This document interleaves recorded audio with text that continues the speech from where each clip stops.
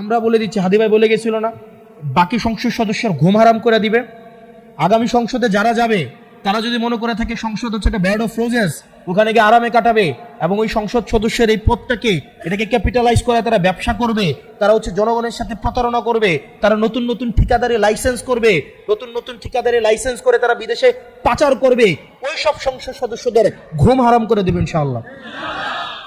এই আইন শৃঙ্খলা বাহিনীর অধিকাংশই এই ক্ষমতামুখী দলগুলোর পা চাটার জন্য এই আইন শৃঙ্খলা বাহিনী আবার গুলশানে পল্টনে আবার লাইন দেওয়া শুরু করেছে। প্রত্যেকটি পাড়া মহল্লায় অলিতে গলিতে ছোট ছোট ব্যবসায়ী, ভ্যানওয়ালা, চা দোকানদার থেকে শুরু করে আমাদের যত বড় ব্যবসায়ী আছে তাদের নাবিশ্বাস হয়ে গিয়েছে এই চাঁদাবাজ এবং দুর্নীতিবাজদের কারণে। গত 1.5 বছর চাঁদাবাজ এবং দুর্নীতিবাজরা ট্রেইলার দেখিয়েছে। এটা ট্রেইলার, পিকচার আবি বাকি হে। আমরা চেয়েছিলাম এটা ব্যালট বিপ্লব, কিন্তু দেখতে পাচ্ছি কিছু রাজনৈতিক দল একটা বুলেট বিপ্লবের প্রস্তুতি নিচ্ছে।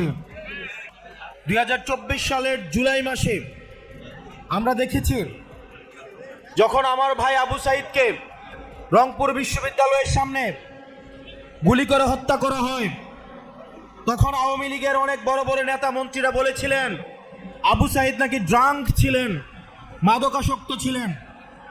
ঠিক একই কাঁধায়, একইভাবে, একই স্বরে, একই ভঙ্গিতে আমরা দেখতে পাচ্ছি আমার ভাই হাদিকে বিএনপির এক নেত্রী বলছেন হাদি নাকি গিনিপিগ, হাদি নাকি তেলাপোকার মতো। এই ফ্যাসিস্টদের যে তারস্বর, ফ্যাসিস্টদের যে অবয়ব, ফ্যাসিস্টদের যে চরিত্র, এই চরিত্রের সাথে নীলুফাদের প্রকাশ, ভাবভঙ্গি, বিএনপির এই নেত্রীদের ভাবভঙ্গিতে এখন ফুটে উঠছে। হাদি নাকি গিনিপিগ, হাদি ভাই নাকি তেলাপোকা। আপনাদের গত 17 বছর এই ধরনের আমরা দেখলাম হাদি ভাইয়ের জানাজায় মানুষের স্বতঃস্ফূর্ত অংশগ্রহণ। বাংলাদেশের বিভিন্ন প্রান্ত থেকে মানুষ স্বতঃস্ফূর্তভাবে হাদি ভাইয়ের জানাজায় অংশগ্রহণ করেছে। কাউকে বিরিয়ানির প্যাকেট দিয়ে, পকেটে টাকা গুঁজে দিয়ে, চাঁদাবাজির স্পন্সর্ড বাস দিয়ে তাদেরকে জানাজাতে অংশগ্রহণ করাইতে হয় নাই। সেজন্য যারা জনগণ বিচ্ছিন্ন, যারা হাদি ভাইয়ের নামটা পর্যন্ত উচ্চারণ করতে পারে না, ইনকিলাব মঞ্চের নামটা পর্যন্ত উচ্চারণ করতে পারে না, যারা জানে না হাদি ভাইয়ের সাথে এই জাঞ্জির সম্পৃক্ততা এই বাংলাদেশের ভবিষ্যৎ পুনর্গঠনে হাদি ভাইয়ের চিন্তা মনস্তত্ত্ব কতটা প্রতিফলিত হয়, যারা এই জিনিসটা ধরতে পারে না তাদের কাছে হাদি ভাইকে গিনিপিগি মনে হবে। এই জনগণ বিবর্জিত, জুলাই বিবর্জিত, দুর্নীতিগ্রস্ত চাঁদাবাজদের দলের এই নীলুফাদের মতো নেত্রীরা আমাদের জন আকাঙ্ক্ষার বিরুদ্ধে সবসময় অবস্থান নিয়েছে। তাকে এই বক্তব্যের জন্য তাকে প্রকাশ্যে ক্ষমা চাইতে হবে। আসলে ওনাদের স্বভাবোচিতই মানুষকে টাকা দিয়ে প্রোগ্রামে নিয়ে আসতে হয়, বাস ভাড়া করে প্রোগ্রামে নিয়ে আসতে হয়, বিরিয়ানি দিয়ে প্রোগ্রামে নিয়ে আসতে হয়, চাঁদাবাজি করে বাস ভাড়া করে প্রোগ্রামে নিয়ে আসতে হয়। সেই জায়গা থেকে যখন সারা বাংলাদেশ থেকে জনসমুদ্রের মতো হাদি ভাইয়ের জানাজাতে লক্ষ লক্ষ মানুষ ওঠে, তখন তারা সেটাকে ধরে নেয় যে চাঁদাবাজের টাকায় হয়তো এই জনসমাবেশ করা হয়েছে। প্রিয় ফেনীবাসী, এই সম্ভাব্য যারা ফ্যাসিস্টদের মতো করে কথা বলে, সাইদকে যেভাবে অপ্রাসঙ্গিক করে তোলার চেষ্টা করা হয়েছে, হাদি ভাইকে যারা অপ্রাসঙ্গিক করে তোলার চেষ্টা করে, তাদের সম্পর্কে আমাদেরকে সচেতন থাকতে হবে। প্রিয় ফেনীবাসী, আমরা দেখেছি হাদি ভাইয়ের হত্যাকাণ্ডের পরে এখনো পর্যন্ত আমরা কোনো দৃশ্যমান অগ্রগতি দেখতে পাইনি। যে আইন শৃঙ্খলা বাহিনী রয়েছে, এই আইন শৃঙ্খলা বাহিনীর অধিকাংশই পরবর্তীতে কে বা কারা ক্ষমতায় আসতে পারে, যে বা যারা ক্ষমতায় আসতে পারে এই ক্ষমতামুখী দলগুলোর পা চাটার জন্য এই আইন শৃঙ্খলা বাহিনী আবার গুলশানে পল্টনে আবার লাইন দেওয়া শুরু করেছে। এই হাদি ভাইয়ের হত্যাকাণ্ডের সাথে যারা জড়িত, যারা অর্থদাতা, যারা বিদেশে বসে সেটির পরিকল্পনা করেছে, তাদেরকে অতি বিলম্বে তাদেরকে গ্রেফতার করতে হবে। প্রিয় ফেনীবাসী, আগামী যে আমাদের দীর্ঘদিনের আকাঙ্ক্ষিত যে নির্বাচন, সেই নির্বাচনকে সামনে রেখে আমরা দেখতে পাচ্ছি বিভিন্নভাবে ষড়যন্ত্র করা হচ্ছে। ভারতে বসে ষড়যন্ত্র করা হচ্ছে, ষড়যন্ত্রের জাল বিস্তার করা হচ্ছে। নির্বাচনে একটা গুরুত্বপূর্ণ আম্পায়ারের ভূমিকা রাখে প্রশাসন এবং পুলিশ, কিন্তু আমরা দেখেছি গত 3টা নির্বাচনে এই প্রশাসন এবং পুলিশ তারা আম্পায়ার না হয়ে, রেফারি না হয়ে তারা নিজেরাই খেলোয়াড়ের ভূমিকায় অবতীর্ণ হয়েছিল, যেটির খেসারত আমাদের জাতিকে দিতে হয়েছে এবং আগামীতেও দিতে হবে।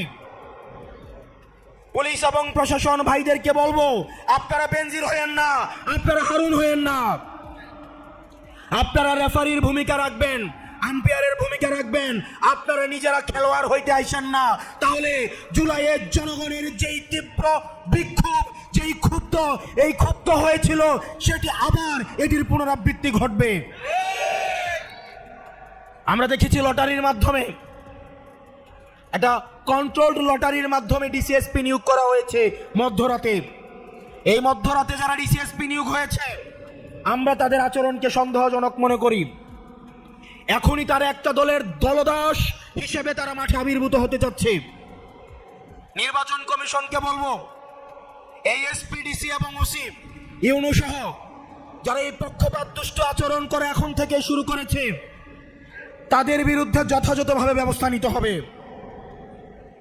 এই বায়াসড, এই দলের প্রতি বায়াসড প্রশাসন দিয়ে, পুলিশ দিয়ে স্বচ্ছ নির্বাচন কোনোদিনও সম্ভব নয়। প্রশাসন এবং পুলিশ অবশ্যই বাংলাদেশপন্থী হতে হবে। আপনারা জুলাইয়ে আপনাদের সহকর্মীদের নিদারুণ পরিণতির কথা আপনারা ভুলে যাবেন না। আপনারা বাংলাদেশপন্থী থাকুন। আপনাদের কোনো দল হওয়া উচিত না। আপনারা বিএনপিরও না, জামাতেরও না, আপনারা কোনো রাজনৈতিক দলেরও না, এনসিপির না, আপনারা হচ্ছেন বাংলাদেশের। সুতরাং প্রশাসন এবং পুলিশকে বলবো, আপনারা নিরপেক্ষ অবস্থান বজায় রাখুন। অত্যন্ত দুর্ভাগ্যজনক বিষয় হচ্ছে, আমরা দেখতে পাচ্ছি কিছু কিছু জেলায়, কিছু কিছু জায়গায় এসপি এবং ওসিরা বিএনপির পা চাটতে তারা ব্যস্ত হয়ে যাচ্ছে। বিএনপির প্রার্থীদের সুনজরে পড়ার জন্য তারা ব্যস্ত হয়ে যাচ্ছে। যারা এই কাজটা করবে, আপনাদের পরিণতি বেনজিরের মতো হবে, ওসি প্রদীপের মতো হবে।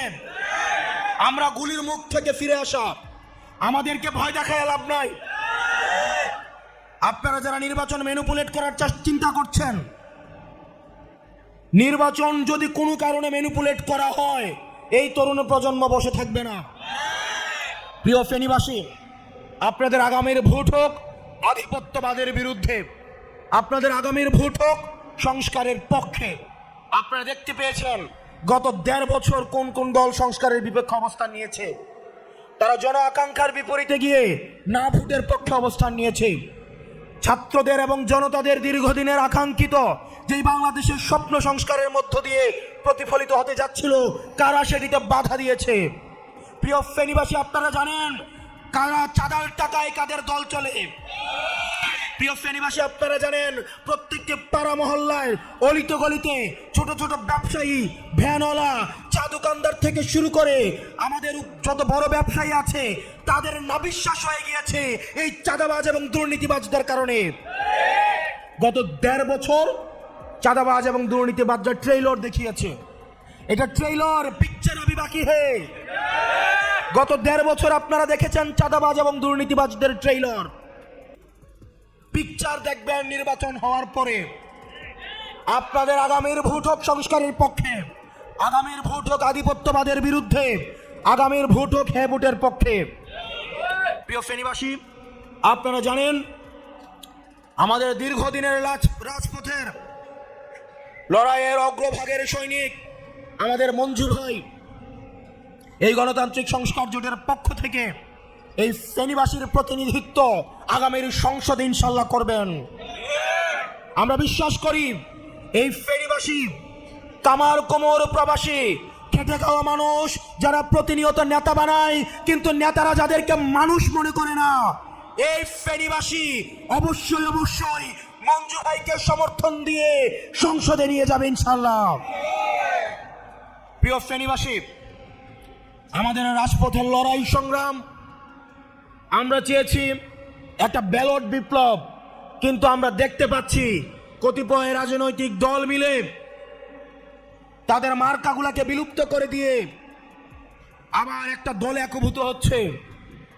নিজের দলকে বিক্রি করে দিয়ে যারা মার্কা বিলুপ্ত করে দিয়ে একটা সিটের জন্য, দুইটা সিটের জন্য যারা নিজের দলকে বিক্রি করে দিচ্ছেন, আপনারা আপনাদের নিজেদের দলের প্রতি আপনারা অন্যায় করেছেন। আপনারা আপনাদের নিজেদের দলের প্রতি আপনারা অবিবেচনা করেছেন। দুইটা সিটের বিনিময়ে নিজেকে বিক্রি করে দিলেন। আমাদের দীর্ঘদিনের রাজপথে থাকা আমাদের অনেক সহকর্মী, আমাদের কাছাকাছি বয়সের ভাইয়েরা আছেন, আপনারা গণ আকাঙ্ক্ষার বিরুদ্ধে গিয়ে আপনারা দুইটা তিনটা সিটের বিনিময়ে নিজের মার্কা বিলুপ্ত করে দিয়ে অন্য একটা রাজনৈতিক দলের কাছে চলে যাচ্ছেন। এর থেকে দুঃখজনক আর কিছুই হইতে পারে না। আমরা চেয়েছিলাম একটা ব্যালট বিপ্লব, কিন্তু দেখতে পাচ্ছি কিছু রাজনৈতিক দল একটা বুলেট বিপ্লবের প্রস্তুতি নিচ্ছে।